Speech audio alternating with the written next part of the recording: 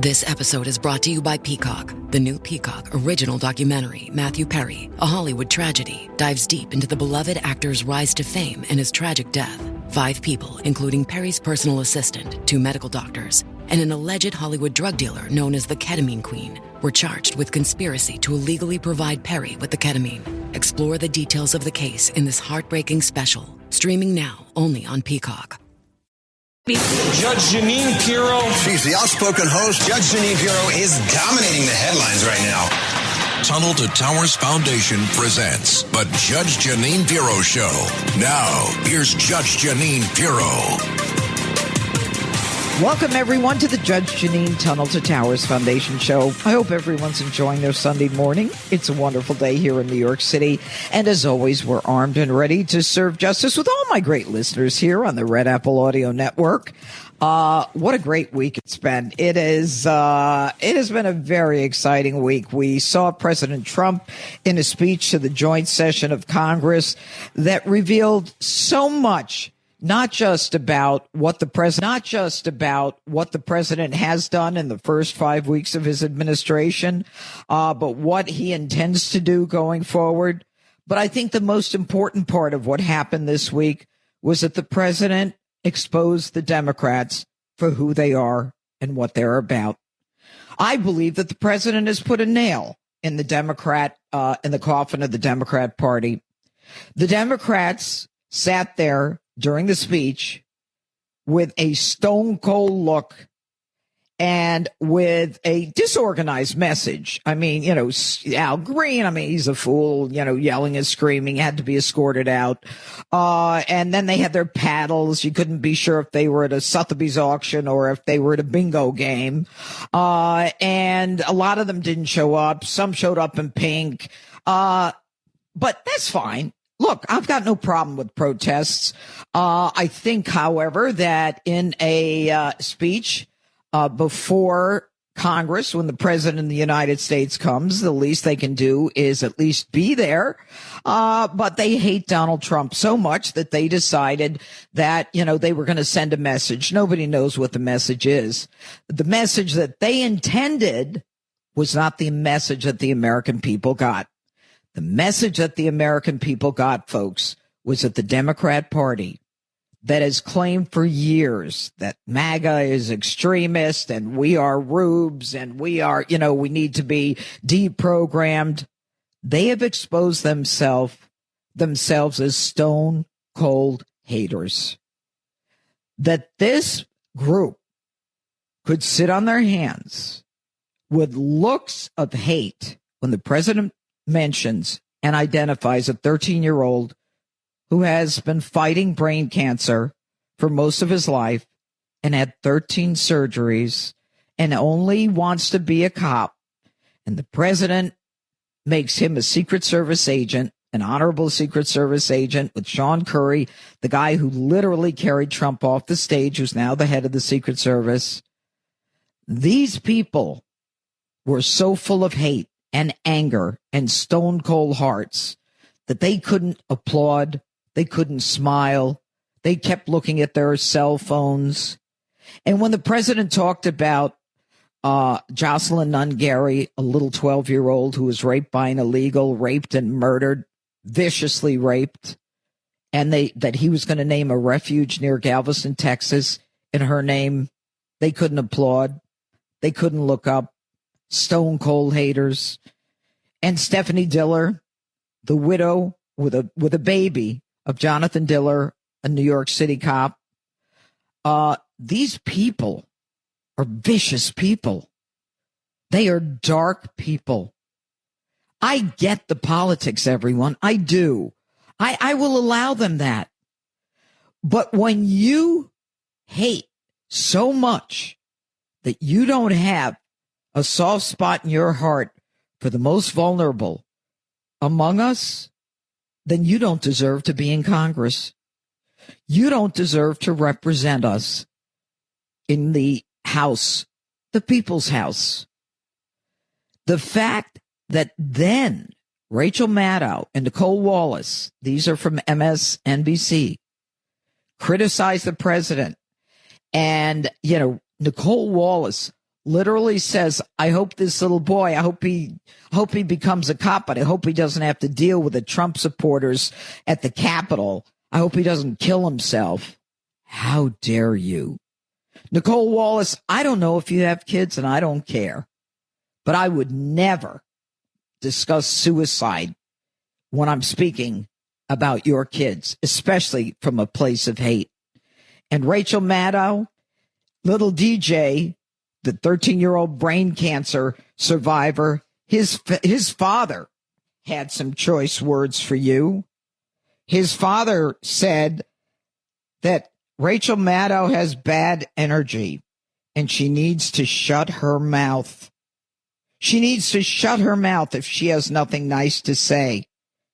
She, of course, Rachel Maddow, declared Trump was disgusting for calling out DJ and having him at this speech. Folks, these people aren't normal. I'm telling you, they are not normal. And in the end, I think that they have pretty much cemented the end of the Democrat Party. And by the way, when the president, in this great speech, it was an hour and 44 minutes, and I got to tell you, it went by quickly for me. When the president said there are only two genders during that joint address to Congress, the numbers went through the roof. 80% of the American people are with him on that. 80% of the American people are with him on putting an end to the illegal immigration and getting them out. And 79% of the people who saw the speech watched and loved the speech. And these people, they are so dark and angry that they couldn't get off their butts. And even Trump looked at them. And I got to tell you, President Trump was at the top of his game. He just looked at them and said, there's nothing I can say. There's nothing that I can do that you would appreciate. And in the end, he didn't have to look at them anymore. But I think they should change the name of the Democrat Party to the Hate Club. It was a funeral for them. And all the successes that the president touted, they couldn't appreciate because they don't care about us, folks. They don't care about the American people. They couldn't even clap when he said, and we're going to get rid of tax on tips. If they cared about you, they could have clapped about that. Or how about this? Looked up from their cell phones. The one thing they want is they want a continuing war. Okay. When he talked about Ukraine, good old Pocahontas there, she says she claps for a continuing war. Why? Why? So more money can be spent of our money? So more people can die on both sides? You sit on your hands when a 13-year-old brain cancer patient has a dream of being a cop? When the family of a firefighter is identified, their father took bullets that were headed toward Donald Trump? They're cold, angry, and irrelevant to the American story. They want continuing war? Let them fight among themselves. And there's something else I want to mention to you, and that is this week, Congress called the sanctuary heirs up to testify, and there were four of them: Boston's Michelle Wu, Chicago's Brandon Johnson, Denver's Michael Johnston, and New York City Eric Adams. So they get called up before Congress, and they're being asked, how is it that you are protecting illegals who are criminals, allowing them not only to escape ICE and Border Patrol and not notifying them and not responding to detainers, but you're putting American citizens in danger. And by the way, mayors, how much is it costing your taxpayers in your city? So Mayor Adams from New York City says, we have spent $6.9 billion on these illegals. And Mayor Johnston said, I think he's from Colorado somewhere, Denver, I think, $79 billion. Mayor Johnson, that's Brandon Johnson from Chicago, says 1% of the city budget. And by the way, 6%, he's got a polling number of 6% positive. What an idiot he is. And Mayor Wu, it's from Boston. She says when they ask her, how much money are you spending for those illegals in your sanctuary cities? And she said, we don't ask. Okay. So the failure to uphold the law and allow law enforcement to act based upon their claim of a sanctuary city is not only endangering people in their city, but it's costing their city a fortune. Okay. And I got to tell you, Mayor Adams in New York City, on the one hand, he says, well, you know what? We're going to cooperate with ICE on violent crimes. Well, as far as I'm concerned, Mayor, you can't claim to be tough on crime and yet allow low-level crimes like shoplifting and drug use and trespassing, because they create an environment where lawlessness thrives. You know, the old broken windows theory that was actually developed in New York City. So if Adams really wanted to fight crime, he'd prioritize the enforcement of all laws against illegals.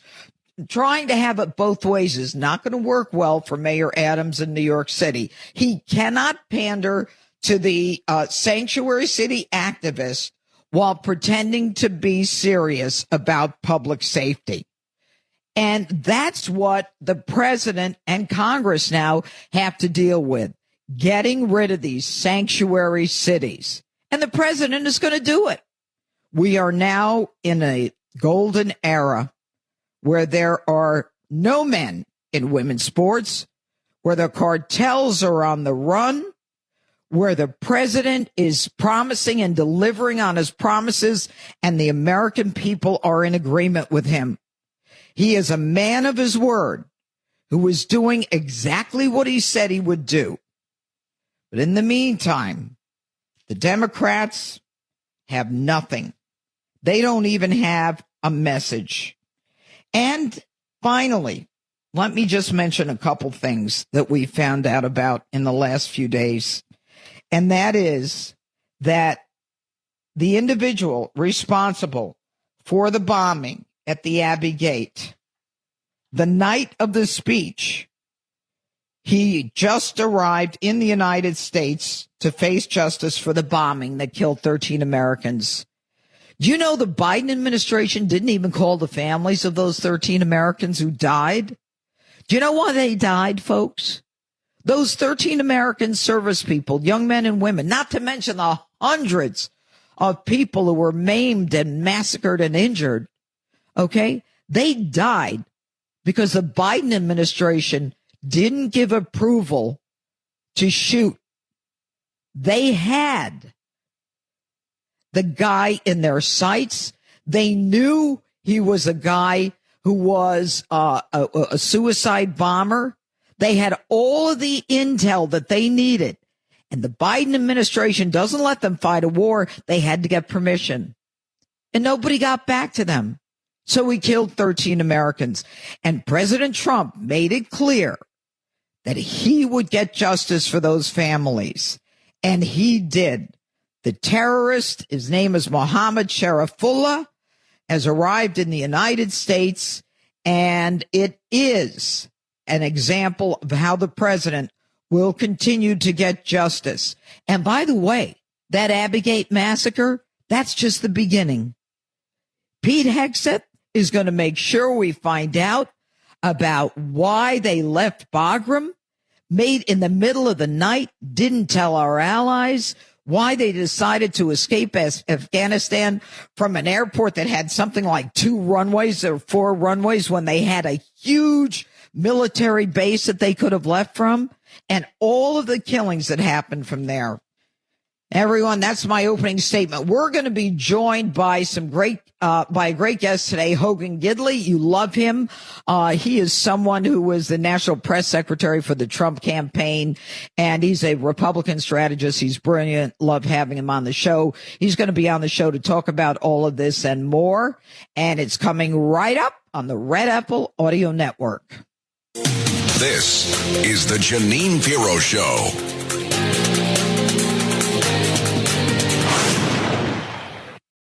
This episode is brought to you by Shopify. Upgrade your business with Shopify, home of the #1 checkout on the planet. Shop Pay boosts conversions up to 50%, meaning fewer carts going abandoned and more sales going cha-ching. So if you're into growing your business, get a commerce platform that's ready to sell wherever your customers are. Visit Shopify.com to upgrade your selling today. This podcast is supported by Progressive, a leader in RV insurance. RVs are for sharing adventures with family, friends, and even your pets. So if you bring your cats and dogs along for the ride, you'll want Progressive RV Insurance. They protect your cats and dogs like family by offering up to $1,000 in optional coverage for vet bills in case of an RV accident, making it a great companion for the responsible pet owner who loves to travel. See Progressive's other benefits and more when you quote RV insurance at Progressive.com today. Progressive Casualty Insurance Company and affiliates. Pet injuries and additional coverage and subject to policy terms. This episode is brought to you by Honda. Introducing the all-new, all-terrain Honda Passport Trail Sport, the most off-road capable Honda Passport Honda has ever dreamt up. The Passport features increased ground clearance, roof rails on all trims, and available specially developed all-terrain tires. And you'll stay comfortable with tri-zone climate control and available features like heated and ventilated front seats and a panoramic moonroof. Learn more at honda.com/passport. In a way, it ends where it begins. Very insightful. Thank you for sharing this Red Baron with us, Linda. It's so tasty, it makes me want to share something of my own. I didn't actually read the book. Me neither. I watched the movie last night. I judged it by its cover. I haven't read a book since middle school. I'm secretly seeing 2 other book clubs. And I can't even read. I'm not really Gary. He just paid me to be here. Sharing Red Baron pizza can lead to more sharing. This is the Jeanine Pirro Show. Now, here's Judge Jeanine Pirro. Joining us now is a Republican strategist and former National Press Secretary for the Trump campaign, and his name is Hogan Gidley. You all know him. He's a friend. He's really smart. He's been on the show before. And Hogan, everyone is going to talk to us about what is going on in the last couple days that has literally, as far as I'm concerned, Hogan Gidley, put a nail in the coffin of the Democrat Party. Now, let me tell you what I'm talking about, Hogan. Like, we can talk about what happened during it wasn't a State of the Union. It was just a speech before the joint session. The Democrats were so hateful, so spiteful, so angry, so clueless. I felt like I was at an auction at Sotheby's or something, or at a bingo with their paddles. But that's kind of a political kind of message that they didn't coordinate very well. But when they were unable to support a 13-year-old who had 13 separate surgeries for cancer, and the wife of a slain police officer, and the mother of a child who was raped and murdered, and on, they showed their hateful, vicious, and un-American side. And I think that the Democrat Party has literally not only lost the last election in a big way, but I think it's a nail in the coffin for this party. What do you say, Hogan Gidley? Well, a lot can happen between now and the next election, but I would like to echo your sentiment here. Their hatred for Trump clearly outweighs what level of tepid support they even have for America. And that was obvious in that chamber last night. And if Donald Trump put a nail into their coffin, which I think he did politically, then they themselves wrapped the coffin in chains and padlocks and threw themselves over a bridge into the bottom of the Potomac River.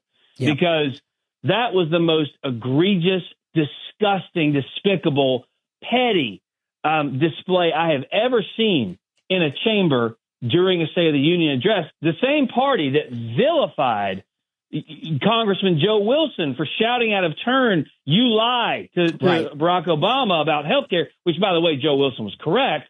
But at the time, the pearl clutching and the fevered pitch of assaults against that man, now all of a sudden they're doing all of these ridiculous things, coordinated or not. They look so bad.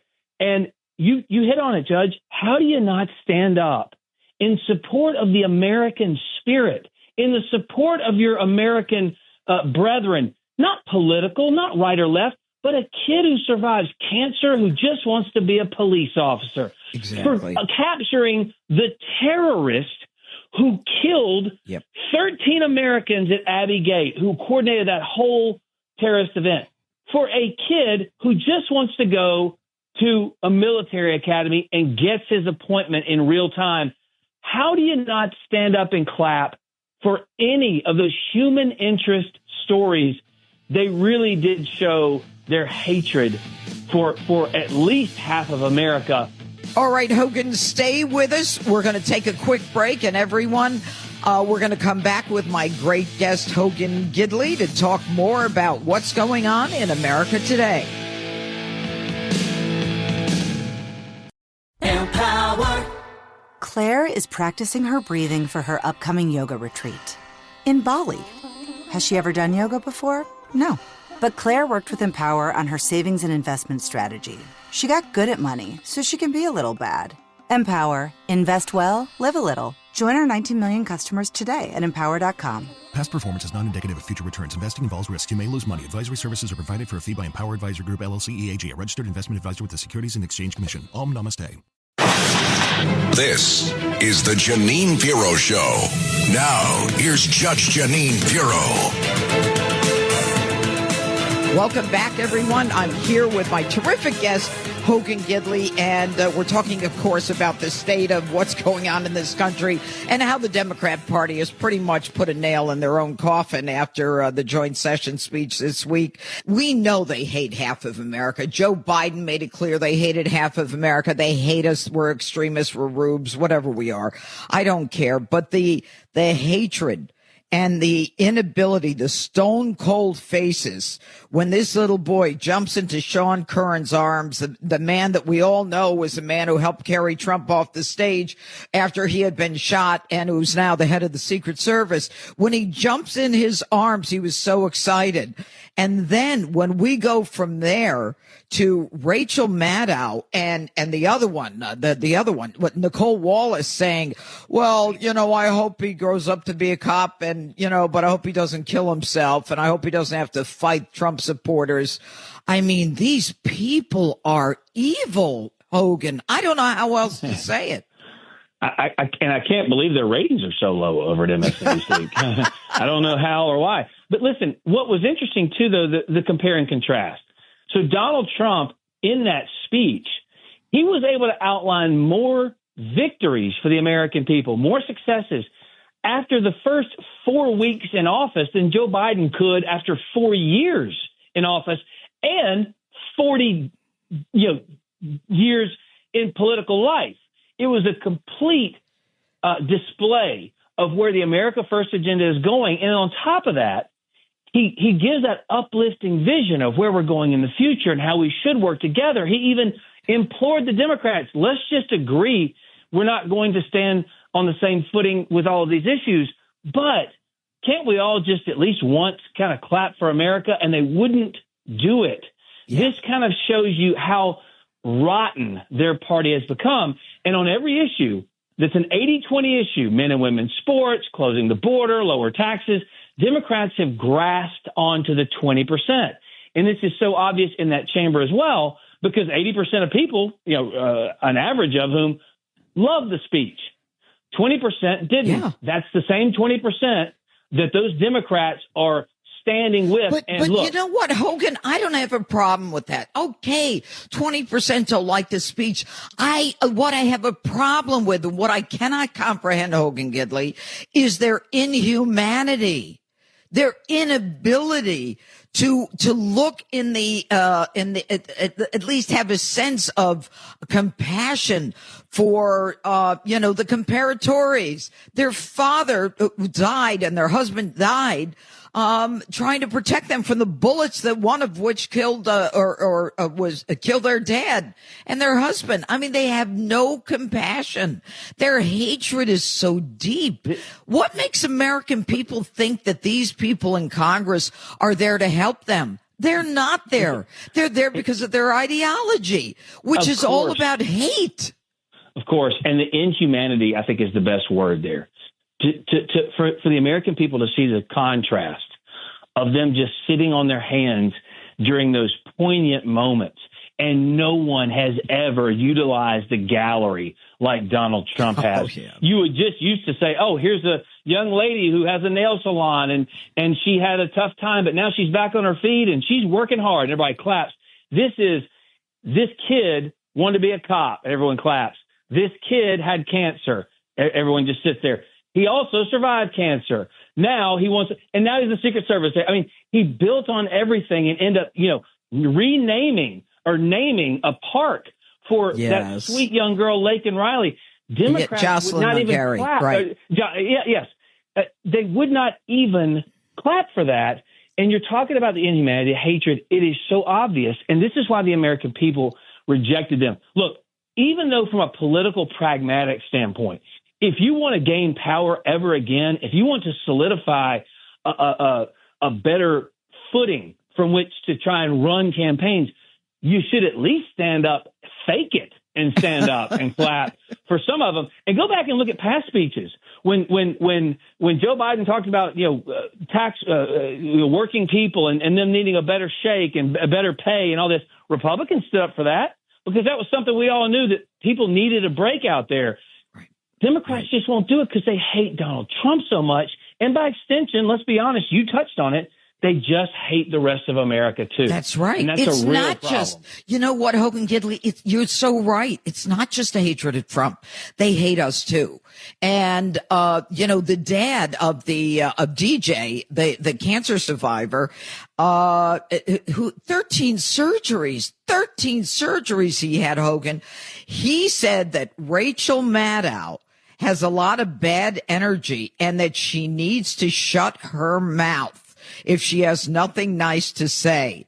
And that's because Rachel Maddow said that Trump was disgusting for calling out DJ and his cancer battle. Now little DJ's father came out, and you know what? His father's been with him every step of the way, and it literally has given up his whole life just to make his son's life, however long it may be. And we hope that he lives a long, long life. But, to insult the family and the boy and to make it all about politics is really, it's ugly. It's as ugly and dark as they are. But let's talk about going forward. Now, the president has indicated that apparently he's going to get rid of the Department of Education. And, we know that we just have had someone to run the Department of Education. She was just confirmed by the Senate, and now the president wants to get rid of it. What's going on there? Linda McMahon. Listen, I love Linda McMahon. She's one of my favorite cabinet secretaries. Was in the first administration as the administrator to the small business as well. I helped her with her confirmation process. I was one of her Sherpas, we call it, kind of shepherding her through the process with media and stuff like that. I was with her just the other day. Listen, what she wants to do is very obvious, and she outlined this in her hearing. Education is just always better, closest to the child and closest to the parent. And Donald Trump wants to get rid of the department. Now, how that happens and how that looks, will probably take some congressional action to be done once and for all. But Linda's had all kinds of ideas about how to kind of maybe move the loan program back to Treasury, for example, because the default numbers are so big under the education department on student loans, whereas Treasury, they're not. So maybe they should run them through there. Interesting. Yeah. Absolutely. Some other elements you can move back under HHS, for example, that used to be over there too. There are ways to kind of take the teeth out. But when you take a look at the states individually, as we all know, the ones that are innovating, the ones that are kind of gaining ground and improving are states that are trying new things that help children, because our kids can't read. They can't do math. Awful? Isn't and that we're spending awful? We're spending more than any other country per pupil, and we're getting less of a result. And here, by the way, here's another great example. Democrats are on the record now in support of fraud, waste, and abuse in the federal government. They're in support. They're on the wrong side of supporting paper straws, for example. They're on every wrong side of the issue. And then when you expose the problem in that hearing on the education front that's hurting our children, they're on the wrong side of still doing the same thing that make our kids fall further and further behind. They're taking the wrong stance on everything. And so I think Linda has a really big opportunity here. And believe me, more announcements are coming. I can promise you that. She'll be on TV the next couple of days kind of touting some of these things. She'll be at the swearing-in ceremony, I believe, with the president, too. So or will have been, I guess. And it's going to be really great.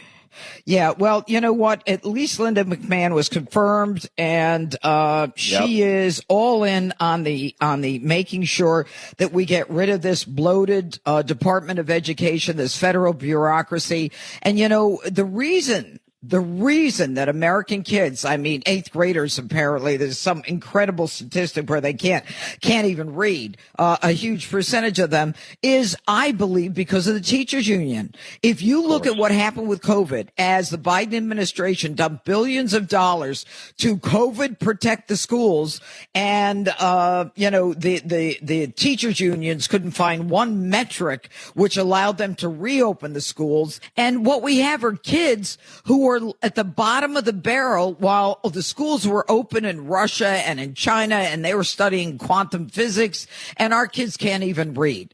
And if anyone thinks that what's been happening in our education has been a good thing, then they are literally not looking at the reality of what's happening and what will happen in the next generation, Hogan Gidley, because our kids are not on a level playing field. And the corruption and the bloated federal bureaucracy has done nothing again for the American people, just like DOGE and just like all of those items that the president listed in his speech before that joint session of Congress. And, you know, one of the things, Hogan, I want to move quickly because we don't have a lot of time left, is, you know, Biden awarded $28 million to a mysterious vaccine company run by his COVID advisor. Get this. And it's based out of a Maryland P.O. box. And this was during the final months of the Biden administration. The National Institute of Health awarded $28 million to a venture-backed company called Vaccine Company, Inc. How do you like that one? Founded in 2022, his chief financial officer happens to be one of Joe Biden's top advisors, COVID advisors. And it goes on and on, the corruption. Do you think that Pam Bondi is going to do anything on this stuff? 100%. Listen, I talk to folks over at the House of Representatives all the time. Some they're doing some work with folks as well. What they have done over the years, as you'll recall, is subpoena this information or have hearings on this information, but they never could get it because it would be slow walked or stalled or stymied, however they would do it. Now you have people in the government who not just want to, you know, take a paycheck or not just want to, you know, be there for fancy press conferences, but want to get to the bottom of how the American people have been screwed for the last, you know, several decades in this country, getting things out in front. Now, look, two words to pay attention to: transparency, which, of course, this administration is more transparent than any administration in history was the first time around, is now. But the second part of that, which I think you're getting to and many of your listeners want to hear, it's the accountability part. So, yeah, we found out Hillary Clinton had 30,000 emails. What happened to her? We found out Lisa Page and Peter Strzok, the two lovers, Donald Trump calls them, they were working actively to suppress and hurt Donald Trump. Okay, what happened to them? Well, they got $1 million payout from the government that benefited. Point is, every time we find these things out, we need to not just tell the public, but we also need to hold those accountable, whether that be firing them, whether that be docking their pay, whether that be some criminal action as well. And I think Pam Bondi's perfectly suited for this. But as Elon and Doge continue to work and expose this stuff, as the Speaker of the House likes to say, you got to qualify it, quantify it, and then we will codify it. The Americans paying their taxes, working hard. And, you know, we've got the Biden administration funneled at least $20 billion to environmental groups, most of which we just found out about. And the one case, Kamala Harris handed over a check of $7 billion to a Bethesda, Maryland-based Climate United Fund, which does not appear in the IRS's charities database and has no federal filings. My God, Doug. And here's a name from the past, another guy who should have been made accountable, Hogan Gidley, who was not.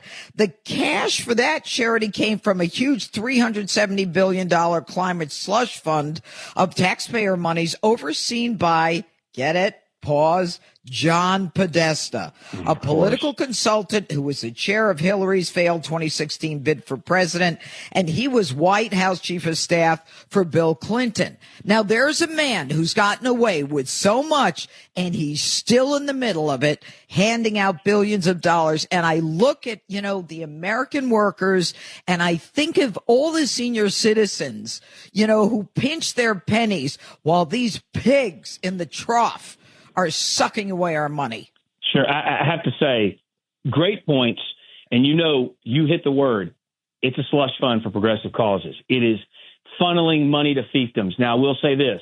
You remember not too long ago, before all the social media platforms came out and said, we're not going to silence conservatives anymore, although they told us they weren't doing that forever. Fine, whatever. But a few years previous, you'll remember every time there was a quote unquote glitch in the algorithm, every time there was a quote unquote mistake made by these social media platforms, it only cut against Republicans. We were silenced. We were shadow banned. We were censored. Have you noticed what is going on with this money exposed? Have you seen a single dollar go to a pro-Second Amendment group, a pro-life group, a pro-border security group? Nope. Every dollar exposed is going straight to progressive, liberal, leftist, radical causes. And I will say it this way I'm probably your listeners know I'm from the South. You can tell by my accent. Love it. We have a saying down South. When you throw a rock over the fence, it's the hit dog that yelps. The first dog that started yelping here was hit the hardest was USAID. And why did it yelp? Because you hit them and exposed that's where the money was going. They were using that massive organization to funnel into their pet projects to work against America's interests, to work against conservative interests. And now they are screeching at the top of their lungs, trying to pretend as though they can garner and gain some type of sympathy from the American people, who now understand the level at which their tax dollars have been wasted to fund these ridiculous projects. I am so excited it's exposed, but as I said, the accountability's got to come with it too, and I think it will. But I want to talk to you, Hogan, about one last issue, and it's rearing its ugly head again, and that has to do with, the protesters at the colleges and, these pro-Hamas protesters trying to shut down the colleges. Now they're at Barnard, and they are preventing students from getting into class, trying to take over the building. Here we go again. What do you think President Trump is going to be doing about this? What are the options, and how can we put an end to this? And by the way, I want to be clear. Anybody can protest. I protested when I was in college like a lunatic, but whatever. But when you threaten people and you stop people access to class, that's a problem. Of course, there are many levers of power that you can use while you're in the federal government, the ones that Democrats have been using for years. So while they crow about it, they're the ones who set the system up this way. Now they're mad that we're using the same system they created against them. But nonetheless, Donald Trump has a lot of things he can do with the money that goes to these universities, federal funding, for example. Pam Bondi has some legal ramifications she can come in and do as well. Kash Patel can look at some of these students, find out what their relationships are. Is there a problem in connections to terrorist organizations or other Democrat funders that are trying to make them appear as though it's grassroots when it's really grass tops? Linda McMahon with the education system can be looking at some of this as well. What can she do about it? There are all kinds of people in this administration that are going to be focused on it. But I will tell you, Lee Zeldin and others who have worked against this anti-Semitism around the country, they will be part and parcel with this. Pete Hegseth, my goodness, yours and my friend, who at the DOD understands, the ramifications of allowing these types of things to fester here at home. All of these cabinet secretaries, look, and I say this all the time, they are all well equipped to do exactly what Donald Trump hired them to do, without doubt. But they also have another skill that few have had in the past. They're good on television, telling the American people how important, how impactful these things are. Because as Republicans, we just pass things and then expect everyone to go, oh, I get it. It's good for us. Here's why it's good for us. No, you have to continue to sell it over and over and over again. So true. And those folks can go out and sell the message, sell why it's good for them. And I promise you that's going to continue to happen. It's a really, really, really a smooth move by Donald Trump to do that. Now, Donald Trump has proven his genius. And Hogan Gidley, I mean, obviously you've known him for a while. I've known him for a long time. The president is at the top of his game, and I think that America will benefit. And I think most important, and I never thought that this, in the scheme of things, was as important as it is He is showing the left to the American people for who they are and what they're about. And, I'm going to just swing back for 1 second. When the president said, something like, there are only two genders during the joint address to Congress, the numbers went through the roof. Focus groups and independent groups and all of the pollsters, they said that one went through the roof. And, it's just basic common sense. And thank God for President Donald Trump. And for you, Hogan Gidley, we always love having you on the show. Thanks so much for joining us on the Judge Jeanine Tunnel to Towers Foundation show. And hopefully I'll see you sooner rather than later. Thanks so much, Hogan. This is the Jeanine Pirro Show.